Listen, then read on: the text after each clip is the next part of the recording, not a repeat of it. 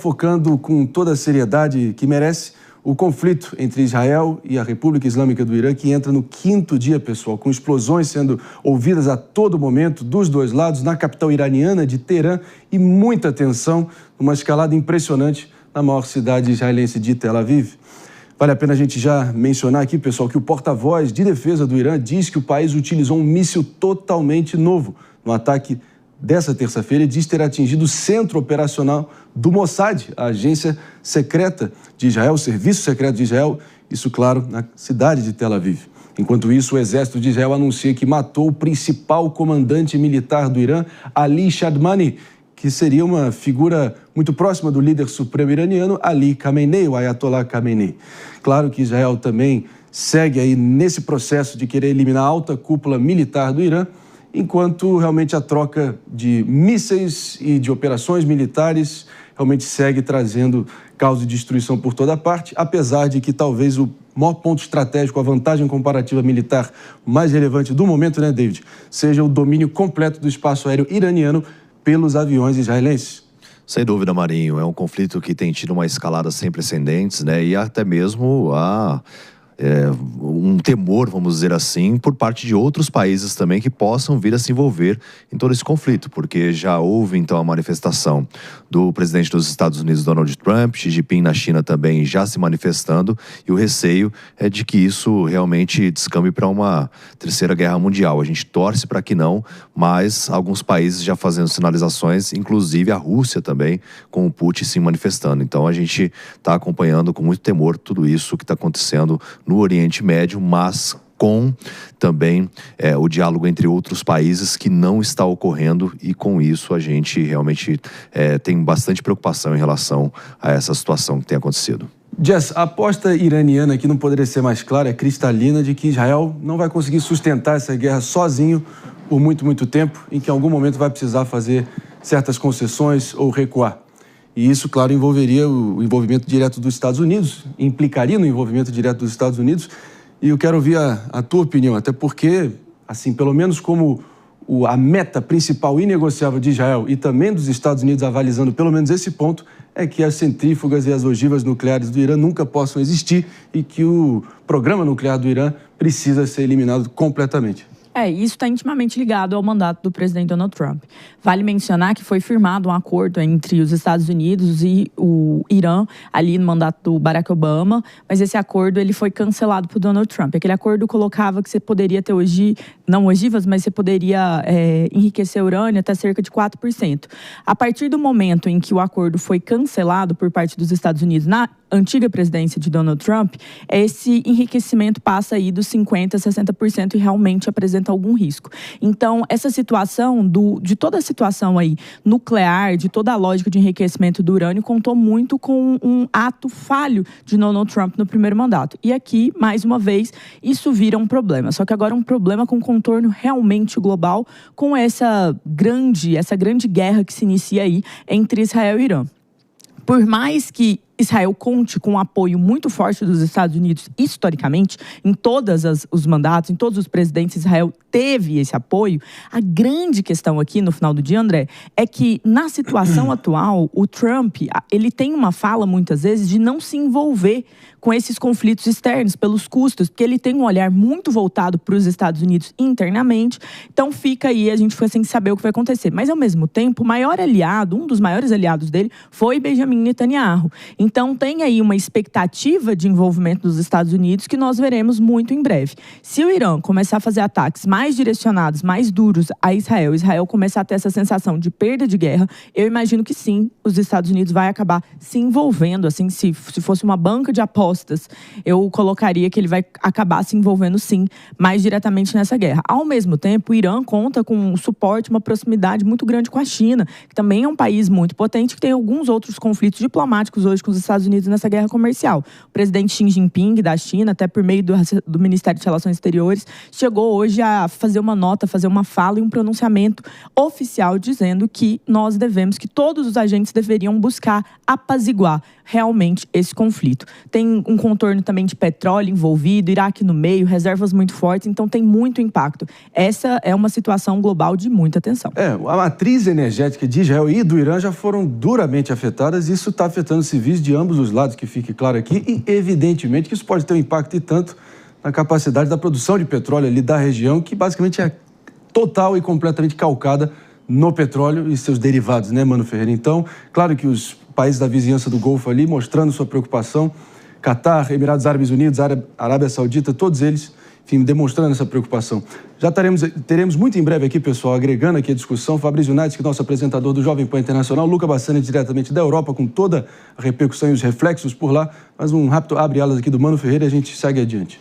Pois é, Marinho, muito bom dia. Essa situação tem diversas tensões que tornam todo o desfecho da história muito imprevisível. Por exemplo, de um ponto de vista do presidente Donald Trump nos Estados Unidos, há um racha na base republicana. Por um lado, a posição de que os Estados Unidos precisa se colocar como aliado de primeira hora de Israel, uma aliança histórica entre os dois países. De outro lado, a posição daqueles que acreditam que os Estados Unidos não devem se envolver em novos conflitos. Como que Trump vai equilibrar essas duas posições que existem dentro não apenas do Congresso americano, mas da sociedade americana de uma forma geral. Um outro aspecto dentro da própria região. Você tem países que, por um lado, têm digamos assim, a necessidade moral de dar apoio a países que têm a mesma religião, tem toda a questão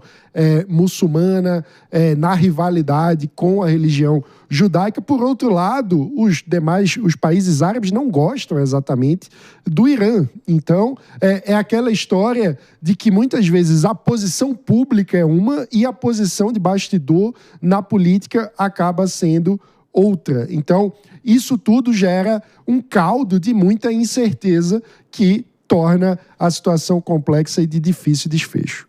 O presidente Donald Trump, o presidente americano que estava, resistindo a qualquer, agravamento dessa situação, parece começar a aplaudir, de alguma forma, os ataques israelenses e também mudando o tom, dizendo que o Irã teve sua chance ali para poder recuar. Deu 60 dias, já no 61º aconteceu o que aconteceu, a gente está diante dessa situação toda e agora disse basicamente que agora é tarde demais. Vamos seguir repercutindo o que isso pode significar na prática, pessoal, até porque a gente inclusive já tem aqui a presença do Fabrício Natsky, que se juntando a nós no palco do Morning Show, apresentador do Jovem Pan Internacional, em cima do lance sempre. Mas eu gostaria, Fabrício, se você me permite aqui, já ouvir a tua opinião muito em breve, não sem antes trazer o fato que foi na reunião da cúpula do G7 no Canadá, pessoal, que os líderes das nações mais poderosas do mundo emitiram uma declaração, claro, advogando pela paz, mas dizendo que Israel tem o direito de se defender do Irã. E esse é um ponto central e divisor de águas ali para deixar claro quais são as intenções conjuntas desse grupo. Eu proponho que a gente vá para a Europa falar com o nosso correspondente, Luca Bassani, e saber qual é o posicionamento, afinal de contas, do velho continente diante do conflito e os mais recentes desdobramentos. Bom dia, Luca. Conta para a gente realmente a expectativa, até porque a primeira-ministra Meloni da Itália, o chanceler Merz da Alemanha, o presidente Emmanuel Macron da França e, claro, o primeiro-ministro japonês, claro, também Ursula von der Leyen da União Europeia, todos seguem no Canadá junto de Mark Carney, o anfitrião, primeiro-ministro canadense. Qual vai ser a sequência por lá, hein? Bom dia a você, Marinho, a todos que nos acompanham aqui no Morning Show. Ao mesmo tempo que essa guerra continua tendo seus desdobramentos, nós vemos que a cúpula do G7 ainda está reunida na província de Alberta, no Canadá. O presidente Donald Trump, inclusive, deixou esta reunião de forma antecipada, o que levantou muitas especulações sobre a possibilidade do envolvimento direto dos Estados Unidos apoiando Israel, agora que ele disse que teria reuniões emergenciais para tratar em Washington. A gente vê que a cúpula do G7, de maneira individual em cada um dos seus membros, disse que Israel tem o direito de defesa e basicamente um repetiu após o outro que o Irã não pode ter armas nucleares, dizendo que isso é uma ameaça para toda a região do Oriente Médio e para todo o mundo, dada a capacidade de alcance dos mísseis balísticos que poderiam levar essas ogivas nucleares que o Irã já desenvolve durante as últimas décadas. O Irã, por sua vez, através do porta-voz do Ministério das Relações Exteriores, disse que o Ocidente e os países do G7 têm tratado essa situação de maneira unilateral e que desta mesma maneira, eles deveriam pressionar Israel para parar com os ataques, porque eles que foram arrastados para essa guerra após o ataque da última quinta-feira. Nós vemos que muitos destes países que fazem parte do G7 também identificam no Irã um ponto de grande instabilidade regional e também do terror global, dado o financiamento iraniano desde a década de 80 a muitos grupos terroristas como o Hezbollah, o Hamas, os Houthis e tantas outras milícias menores que atacam não só as bases militares ocidentais e os países árabes muçulmanos nessas regiões, mas também realizaram ataques em conjunto aqui na Europa e em outros lugares do Ocidente. A gente vê que é uma divisão bastante clara e que coloca um antagonismo à posição de muitos líderes europeus em relação à guerra de Israel contra o Hamas. A gente não pode esquecer que durante as últimas semanas, principalmente durante esse período de cerco à faixa de Gaza, líderes como Emmanuel Macron da França, Keir Starmer do Reino Unido têm criticado a postura israelense, pedido que o Estado palestino seja reconhecido. Agora que Israel está em uma guerra com outro agente regional que é muito mais perigoso na visão dos europeus, essas críticas elas desapareceram e o posicionamento ao lado de Benjamin Netanyahu, por mais que de maneira indireta, ele continua bastante forte, como nós podemos ver através dessas declarações. É isso aí, Luca. Eu vou pedir para você permanecer aqui com a gente. Com certeza vai agregar muito, mas eu gostaria de trazer também as atualizações do ponto de vista do Fabrício Natsky, aqui com a gente também. Até porque o porta-voz do Irã pressionando por um posicionamento definitivo da cúpula do G7, né, Fabrício? Mas está mais do que, enfim, já pacificado o entendimento de que vários emissários ali, usando intermediários que o Irã, na figura do seu líder supremo, vem enviando recados ali para realmente pedir um cessar-fogo para poder, talvez, recalibrar a rota um pouco, respirar um pouco, tentar, enfim, dimensionar todo o impacto, mitigar os danos e para poder voltar um pouco mais forte para uma eventual sequência. Mas, claro, essa tentativa de intermediação está entrando por um ouvido e saindo pelo outro, pelo visto. Pois é. Para o Irã, a guerra mais longa não interessa, porque o Irã é um país que hoje está isolado. Então, ele não tem condições de se manter militarmente por muito tempo sozinho diante dessa situação, ainda mais quando Israel tem o apoio explícito dos Estados Unidos, por exemplo, que muda toda essa equação. A ver até onde que os Estados Unidos entram militarmente nesse conflito, né? O retorno de Donald Trump, a saída de Donald Trump mais cedo do G7, para voltar à Casa Branca e avaliar a situação no Oriente Médio, indica que nós estamos diante de uma decisão importante do presidente americano. Ele não deixaria a cúpula do G7 por qualquer coisinha, por um detalhe que poderia ser resolvido pela sua equipe. Então, há a expectativa de que haja algum anúncio, ainda hoje, inclusive, significativo vindo da Casa Branca. Se isso quer dizer que Donald Trump vai enviar tropas para o Oriente Médio, se isso quer dizer que os Estados Unidos vão liberar os armamentos necessários para Israel atingir as instalações nucleares subterrâneas do Irã, aí é isso que a gente vai descobrir nas próximas horas. Essa que é a grande questão no momento que chama mais atenção. Enquanto isso, o Irã tem tentado fazer essa pressão na comunidade internacional, porque ele está isolado. Tem tido, hoje pela manhã, teve alguma declaração do presidente chinês Xi Jinping, dizendo que tudo começa com a agressão do Estado de Israel contra o Irã e que é necessária uma desescalada urgente, mas isso não resolve tanto assim o problema iraniano nesse momento. O Irã tem questionado muito os órgãos multilaterais. Questionou muito agora pela manhã a declaração do G7, dizendo que o G7 está alinhado com Israel, dizendo que o G7 precisa parar com essa retórica de um lado apenas e entender como que tudo começou nesse conflito. E também tem questionado bastante a participação da Agência Internacional de Energia Atômica, que é um órgão ligado à ONU e que, segundo o Irã, vai deixar de cooperar da mesma forma que cooperava antes. Não que antes já estivesse com uma grande cooperação, com uma extensa cooperação com a agência, mas isso deve ser reduzido. O Irã se vê isolado nesse cenário internacional e é aquela sinuca de bico que Netanyahu conseguiu colocar os iranianos, ou melhor dizendo, a comunidade internacional, na semana passada, porque ele já sabia que o Ocidente não partiria em defesa do Irã. Sim. Dificilmente isso aconteceria, independentemente do Irã ter razão ou não. A inimizade entre o Irã e o Ocidente é muito maior do que qualquer realidade possa trazer bom senso para essa conversa. Agora, Fabrício, em relação também a essa escalada, porque assim, a gente viu uma situação envolvendo o presidente Donald Trump colocando taxas da China. A China mais atrelada ao Irã, porque também depende em relação ao petróleo. Você acha que isso pode realmente escalar para uma proporção ainda maior entre Trump e Xi Jinping entrando no circuito ou não?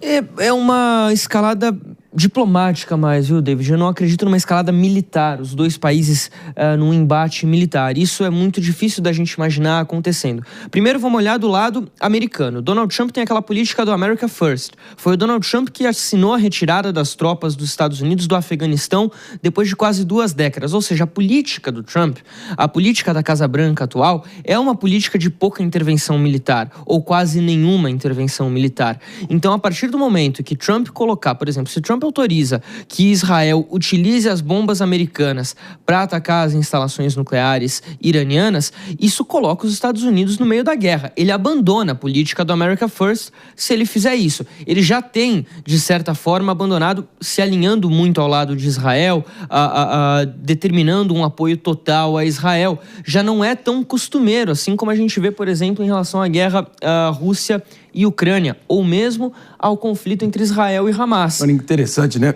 Que o primeiro-ministro israelense Netanyahu, ame ou odeie, mas é um exímio estrategista, até vem cutucando Donald Trump, provocando ele psicologicamente falando, dizendo que America First, ou seja, América em primeiro lugar, não necessariamente significa America Dead, ou América morta, ou América se fingindo de morta. E a declaração que ele deu, Netanyahu, para a imprensa americana, ele falou primeiro a Tel Aviv, depois a Nova York, né? Quer dizer, não que isso seja realidade, mas essa pressão que o Netanyahu está fazendo, o jogo aqui é muito claro. O Netanyahu quer, a qualquer custo, trazer os americanos para dentro da guerra também. Quer colocar os Estados Unidos no meio desse balaio. Sobre essa boa pergunta do David Tasso aqui, Bassani, qual a sua visão? Se realmente pode haver até um impacto diplomático e comercial vindo desse conflito militar, acabando desaguando, né? Acabar desaguando nessa tensão crescente entre Xi Jinping e Donald Trump. Concordo com o Fabrício que tudo depende da participação direta ou não dos norte-americanos. Vale a gente dizer que das instalações nucleares do Irã que enriquecem urânio, aquela instalação em Natanz foi praticamente destruída na sua superfície. Nas suas instalações subterrâneas, hoje nós tivemos pela primeira vez uma nota da Agência Internacional de Energia Atômica dizendo que essas instalações também foram, de certa forma, danificadas, mas ainda há 2 instalações, uma em Isfahan e uma em Fordow, que estão muito subterraneamente escondidas, a de Fordow, inclusive, dentro de uma montanha. Para que Israel conseguisse destruir estas capacidades nucleares do Irã, ele precisaria das famosas bombas bunker busters, né? Aquelas destruidoras de bunkers que só os Estados Unidos têm acesso e que só os Estados Unidos poderiam conceder a Israel. Caso isso aconteça, significaria um envolvimento direto e cada vez mais explícito dos norte-americanos neste conflito e abriria a brecha para que os países que estão em posição antagônica ao Ocidente, aos Estados Unidos, de forma costumeira, como a China, como a Rússia, possam tentar tomar outras providências. Mas, de novo, aquilo que o Fabrício falou no começo da sua explicação é aquilo que norteia toda essa problemática da guerra. O Irã é um país extremamente isolado, por mais que ele tenha acordos comerciais com a China e com a Rússia, até mesmo concedendo alguns drones para os russos utilizarem na Ucrânia, não há uma parceria estratégica militar de defesa que vai fazer tanto Putin quanto Xi Jinping intervirem militarmente contra Israel ou contra os Estados Unidos para proteger um Irã que, na visão dos chineses e dos russos, é um governo também problemático por ser uma teocracia islâmica. Nós sabemos que a Rússia tem problemas com o radicalismo islâmico, sobretudo no Cáucaso, região da Chechênia, Daguestão, Ingushétia, enquanto que a China também não tem um bom tratamento, um bom segmento dos direitos humanos para os seus cidadãos muçulmanos, colocando-os em campos de reeducação. Ela tem tentado diminuir a influência do Islã nas províncias do Turquestão Ocidental, então a gente vê que a questão religiosa afasta esses dois aliados circunstanciais e podem colocar o Irã em uma posição ainda mais difícil, o que explica este pedido cada vez mais repetido para que a comunidade internacional intervenha e pressione Israel a parar com os bombardeios. A gente vê o Irã indiretamente sinalizando que estaria disposto a finalizar essa guerra por enquanto, porque os prejuízos têm sido muito grandes, principalmente os financeiros. Tá nítido aqui para todo mundo nos acompanhando aqui, baita análise, mas realmente são muitos contornos, muitos fatores, muitos desdobramentos aqui. Eu queria acionar já a bancada para a gente seguir explorando. Vou agradecendo então. Luca Bassani, obrigado demais aqui pela presença no Morning Show. Bom trabalho por aí. Obrigado. Tiago Peixoto, suas impressões aí olhando adiante. É um conflito difícil, mas ao mesmo tempo a gente precisa entender que relações internacionais não é tabuleiro de xadrez. Eu acho que as pessoas, elas acham que basicamente tem as peças brancas e pretas e que os aliados estão nesse jogo. Então, os Estados Unidos vai fazer o que for por Israel, a China vai fazer o que for pelo Irã, a Rússia vai fazer junto com a China. E não é assim, os países são super pragmáticos, acredito. O Xi Jinping se importa muito mais com a China e com o que vai acontecer em termos do valor do petróleo do que com o Irã per si. Por assim vai. O mesmo também está ligado à situação do próprio Israel, do próprio Irã. Então, assim, a gente precisa entender que os atos, eles vão ser muito bem calculados aqui. Só que nós temos uma figura na presidência dos Estados Unidos que é uma figura que é um homem, sem dúvida nenhuma, um homem de bravatas. E a forma como ele vai lidar com isso... Tanto ele quanto o Xi Jinping também, né? Não, o Xi Jinping de jeito nenhum. O Xi Jinping de jeito nenhum é um homem de bravatas. Eu discordo, assim, veementemente. Ele é um cara... Um ditador pressupõe ser um bravateiro, em algum grau. Por quê? Um ditador pressupõe ser um bravateiro. André, não pressupõe nada. Claro que pressupõe. Claro que não. Ele é um homem que está no poder há mais de 20 anos, com muito pragmatismo político, mesmo nas negociações com os Estados Unidos. O Xi Jinping é frio, calculista e muito específico. Ele se mantém na direção do Partido Comunista Chinês por conta disso. Ele não fica dando entrevista, fazendo bravata e ameaçando os outros países. Por isso que ele tem uma ótima relação, inclusive, com a Europa. É só ver a guerra comercial, né? Que ele Vamos vence agora a guerra comercial sem falar uma palavra. Exato. Mas assim... Fácil é governar quando você tem um bando de capacho bajulador. É muito mais fácil ser presidente.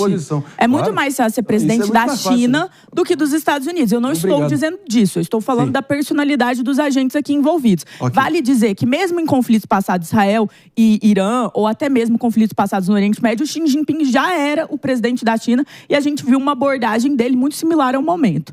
Agora, a questão do Trump é como ele vai reagir aos incentivos e à forte presença, sim, que Israel tem dentro dos Estados Unidos. As figuras muito poderosas dos Estados Unidos são aliadas, sim, históricas e pessoalmente, muitos por questões culturais e religiosas dos Estados Unidos. Então, ataques duros a Israel podem resultar, sim, numa entrada dos Estados Unidos nessa guerra. Mas tem toda a situação econômica, tem toda a situação do próprio país e valerá ver como Donald Trump, pessoalmente, avaliará entrar nesta guerra. Agora, um ponto que eu acho muito interessante é que na própria relação entre Netanyahu e Trump, o Netanyahu está sendo mais líder da situação do que o próprio Trump, né? Porque, a princípio, o que a gente tinha antes dessa intervenção?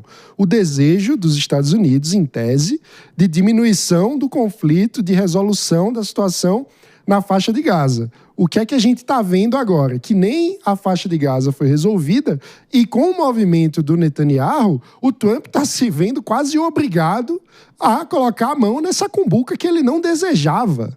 Então, a gente está vendo uma situação, na minha visão, de uma falta de habilidade e de um problema, de um ponto de vista de condução da diplomacia americana gigantesco, enquanto do outro lado a gente está vendo alguém que estava nas cordas de um ponto de vista político, acabou de sobreviver por poucos votos a uma moção de desconfiança que faria com que o seu governo acabasse e Netanyahu conseguiu se modificar o lugar que Israel estava ocupando na geopolítica, saindo das cordas de quem estava sendo questionado e extremamente desgastado em função da faixa de Gaza, para uma situação em que ele tem, basicamente, os líderes do G7 fazendo declarações que são, no fim das contas, a favor de Israel.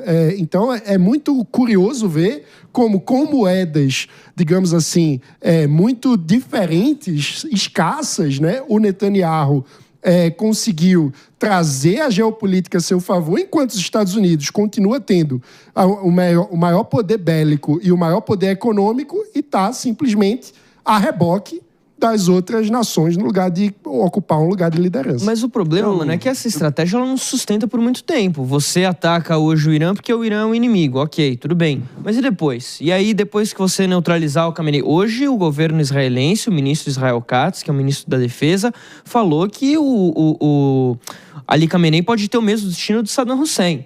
Ou seja, querem matar o Ali Khamenei. A gente já tinha trazido aqui a informação de que o Trump vetou esse plano originalmente, mas o próprio Netanyahu não afirma categoricamente que ele advoga, assim como se fosse uma condição inegociável, a mudança de regime. Isso pode ser consequência, uma consequência natural, que ele O ponto inegociável é o desmantelamento do programa nuclear. Perfeito, mas aí depois que... Vamos supor que isso aconteça, André, na melhor das hipóteses... Mas olha um ponto, supostamente tem um veto de Trump, e mesmo assim Israel continua falando do tema. Perfeitamente, então a gente vê que há um descompasso entre o que acontece em Tel Aviv e o que acontece na Casa Branca. A gente não sabe até que ponto que o governo israelense consultou os Estados Unidos para iniciar o ataque em Israel lá na o ataque no Irã, perdão, lá na quinta-feira, né? E agora tem essa questão envolvendo Khamenei. A princípio, Trump barrou uma possibilidade de morte de Khamenei. Ele pode até entender Khamenei como uma figura estabilizadora lá do Irã, capaz de baixar a tensão, fazer com que o país se acalme nesse momento. Agora, o que a gente precisa entender aqui é que, de fato, nesse momento, Netanyahu, no curto prazo, conseguiu trazer a geopolítica para o lado dele. Mas e depois? Depois a situação pode mudar. E aí vai ser necessário seguir nesse ciclo ad eternum, né? Que é um problema.